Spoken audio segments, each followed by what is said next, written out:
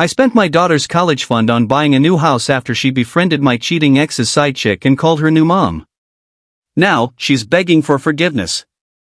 I'm a 42-year-old single mother who thought I had my life figured out. A successful career, a beautiful home in the suburbs, and a daughter I'd raised on my own since she was 5. But life has a way of throwing curveballs when you least expect them. And mine came in the form of a betrayal so deep it shook the very foundation of everything I thought I knew about family and trust. It all started on what should have been an ordinary Tuesday evening. I was in the kitchen, prepping dinner and half listening to my daughter chattering away about her day at school. She was 17 now, on the cusp of adulthood, and I marveled at how quickly the years had flown by. "Mom, can Sarah come over for dinner tomorrow night?" she asked, her voice brimming with excitement. I paused, knife hovering over the cutting board. "Sarah? Is she a new friend from school?" My daughter hesitated and something in her pause made me look up. She was fidgeting with her phone, a telltale sign that she was nervous about something. "Not exactly," she said slowly. She's Dad's girlfriend." The knife slipped, nicking my finger. I barely noticed the sting as I stared at my daughter, trying to process what she just said. "Dad's girlfriend?" I repeated, my voice sounding strange to my own ears. "How do you even know your father's girlfriend?" My ex-husband and I had divorced over a decade ago when I discovered his affair. He'd moved across the country shortly after, maintaining only sporadic contact with our daughter over the years. The idea that she not only knew about his current relationship, but was apparently friends with this woman. It felt like a betrayal all over again. My daughter shifted uncomfortably under my gaze. I've been talking to her online for a while now. She reached out to me on social media a few months ago, said she wanted to get to know me. And, we kind of hit it off. I felt like I was in a daze as I bandaged my cut finger, my mind reeling. "And you didn't think to tell me about this?" She shrugged, not meeting my eyes. "I didn't think it was a big deal. Sarah's really nice, Mom. I think you'd like her if you gave her a chance." The casual way she said it, as if this woman hadn't played a part in destroying our family, made something inside me snap. "Like her?" I said, my voice rising. "You want me to like the woman who's with your father? The man who cheated on me and abandoned us?" My daughter flinched at my tone, but there was a defiance set to her jaw that I recognized all too well. It was the same look her father used to get when he was digging in his heels for an argument. "Dad didn't abandon us," she said, her voice trembling slightly. "He made mistakes, but he's trying to make things right. And Sarah, she's been more of a mom to me lately then." She cut herself off abruptly. But the damage was done. The unfinished sentence hung in the air between us, heavy with implication. "More of a mom than me?" I whispered, feeling as if all the air had been sucked out of the room. "Is that what you were going to say?" My daughter's eyes widened, a mix of guilt and defiance swirling in their depths. "I didn't mean it like that," she backpedaled. "It's just... Sarah listens to me. She doesn't judge me or try to control every aspect of my life." Each word felt like a knife twisting in my chest.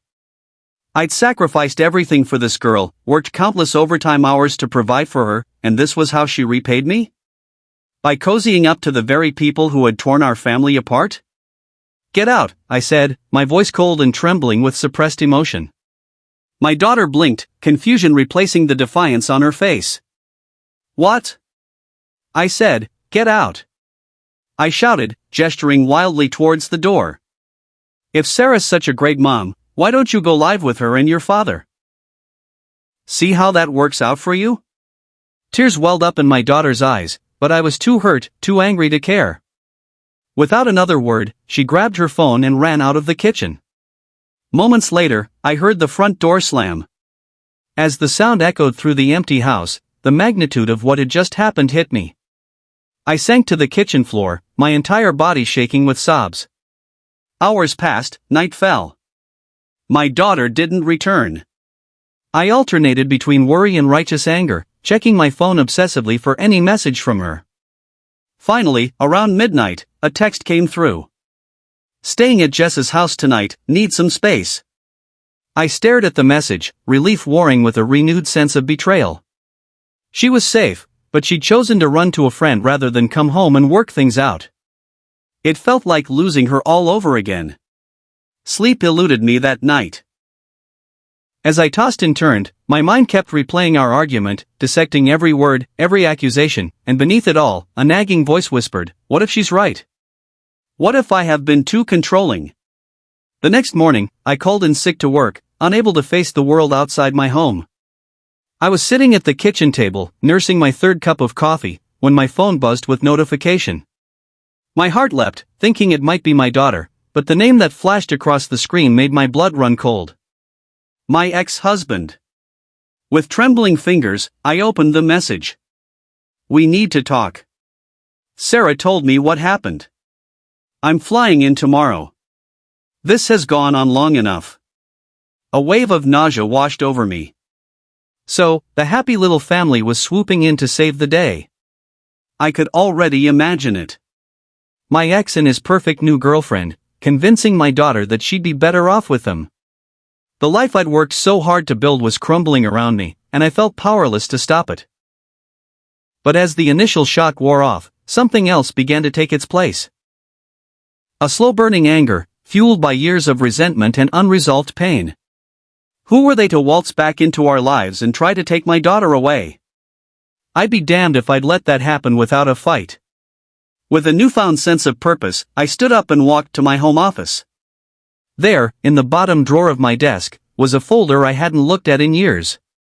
Inside was the documentation of my ex-husband's affair, the evidence I'd gathered before confronting him all those years ago. I'd kept it as insurance, never thinking I'd actually need to use it. As I flipped through the pages, a plan began to form in my mind. It was risky, potentially devastating, but I was desperate. If they wanted a war, I'd give them one. The next 24 hours passed in a blur of frantic activity. I made calls, cashed in favors, and set things in motion that I knew I might come to regret. But every time I hesitated, I thought of my daughter calling that woman Mom, and my resolve hardened. When the doorbell rang the following afternoon, I was ready. I opened the door to find my ex-husband standing there, looking older than I remembered, but still maddeningly handsome. Behind him stood a woman I assumed was Sarah. Younger, prettier, everything I'd imagined and despised. "Where's our daughter?" my ex demanded, not bothering with pleasantries. I stepped aside, allowing them to enter. "She's not here."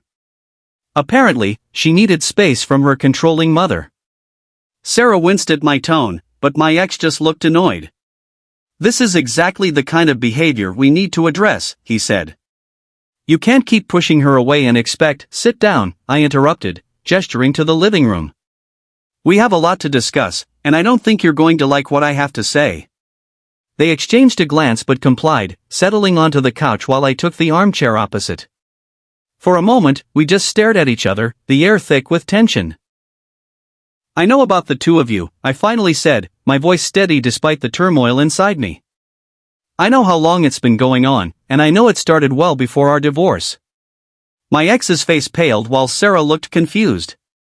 "What are you talking about?" she asked, glancing between us.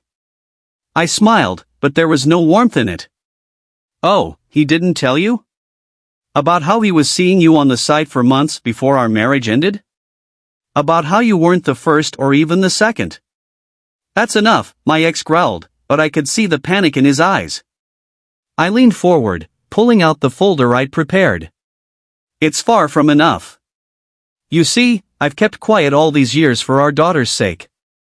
But if you think you can waltz in here and take her away from me, you've got another thing coming." I began laying out documents on the coffee table between us, bank statements, hotel receipts, photographs. With each new piece of evidence, Sarah's face grew more horrified, while my ex seemed to shrink into himself. This can't be true," Sarah whispered, picking up a photo that clearly showed my ex with another woman, dated just a few months before Sarah had entered the picture. "Oh, it's all true," I said, unable to keep the bitterness from my voice. "And there's more where that came from. Years of lies, manipulation, and fraud. Did he tell you about the money he embezzled from his company to fund his little adventures? The ones I covered up to keep him out of jail? My ex jumped to his feet, his face contorted with rage. You wouldn't dare. If you expose that, you'll go down too. I stood as well, meeting his gaze unflinchingly. Maybe so, but I'm willing to risk it if it means protecting my daughter from you. Sarah was openly crying now, staring at my ex as if seeing him for the first time. How could you? She choked out.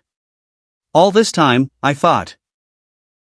Sarah, baby, I can explain, my ex pleaded, reaching for her, but she jerked away. Don't touch me, she snapped, stumbling to her feet. I can't, I need to go. As Sarah fled the house, my ex rounded on me, his eyes blazing with fury. You've ruined everything, he shouted. Is this what you wanted? To destroy any chance of our daughter having a relationship with me? I laughed, but it was a hollow sound. You did that all on your own. I'm just making sure she sees you for who you really are before it's too late. He opened his mouth to respond, but was cut off by the sound of the front door opening. We both turned to see our daughter standing in the doorway, her eyes wide as she took in the scene before her. What's going on? She asked, her voice small and uncertain. I saw Sarah running out crying. Dad, why are you here? For a moment, no one spoke. The air was thick with tension, years of secrets and lies hanging between us. I looked at my daughter, really looked at her and saw the confusion and pain in her eyes. In that moment, I realized that in my desperation to keep her, I might have done irreparable damage. Sweetheart, I began, my voice cracking. There's something we need to tell you, all of us. What followed was one of the most difficult conversations of my life. We sat our daughter down and laid everything bare, the affairs, the lies, the manipulations on both sides. My ex tried to downplay his actions at first, but faced with the evidence in Sarah's absence, he eventually crumbled. Our daughter listened in stunned silence, tears streaming down her face. When we finished, she looked between us, her expression, a mix of disgust and disappointment. I can't believe either of you, she said, her voice trembling. Dad, you've been lying to me for years, and Mom, you were willing to destroy everything just to keep me away from him? I reached out to her, but she flinched away.